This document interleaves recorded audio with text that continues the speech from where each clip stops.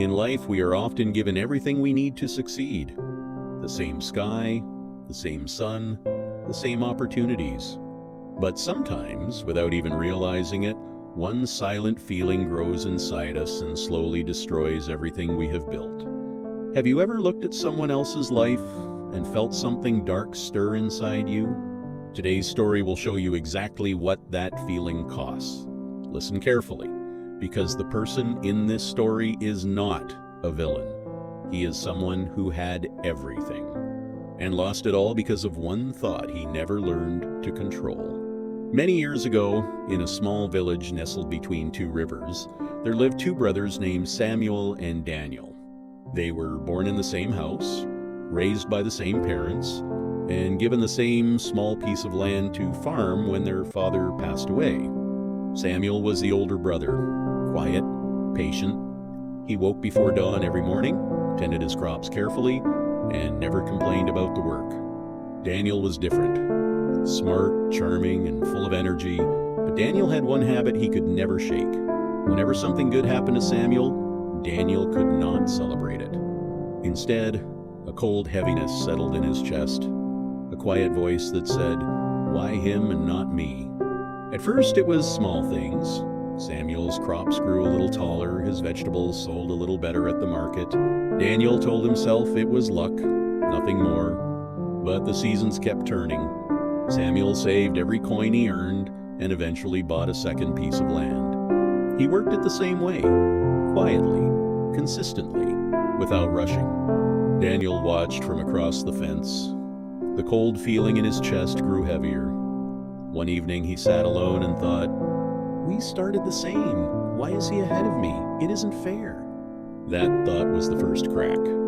Daniel began spending less time on his own farm and more time watching Samuel's.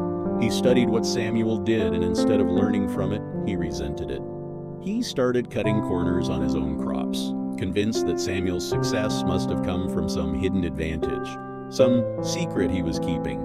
One harvest season, Samuel's field produced twice what it had the year before. The whole village celebrated with him. Daniel stood at the edge of the crowd, smiling on the outside. That night, he made a terrible decision. He crept into Samuel's field under cover of darkness and pulled up half his crops.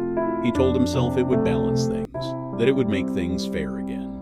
But the morning came, the damage was discovered, the village elders investigated, and within 3 days, the truth came out. Daniel confessed. Samuel stood before his brother in silence for a long moment. Then he said something no one expected. "I forgive you." He turned and walked back to his damaged field and began replanting. The village did not forgive as easily. Daniel lost the trust of every merchant he traded with. No one bought from him that season or the next. His farm fell into debt. His land dried up. He sat one evening at the edge of his empty field and finally understood. Samuel had never been his enemy. Samuel's success had never taken anything from him. Every moment Daniel had spent watching his brother with envy was a moment he had stolen from his own future.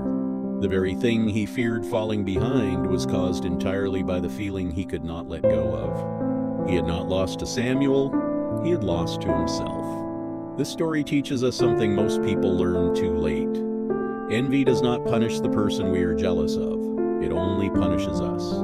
Every moment we spend measuring our lives against someone else's is a moment we are not building our own. Daniel and Samuel started with the same land, the same tools, the same chances.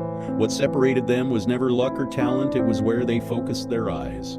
Samuel looked at his own field. Daniel looked at his brother's. There is a saying, "The flower does not look at the flower beside it and wish it were taller. It simply grows toward the light." Our greatest competition was never the person next to us. It was always the version of ourselves we have not yet become. So let us stop counting what others have and start building what we were always meant to.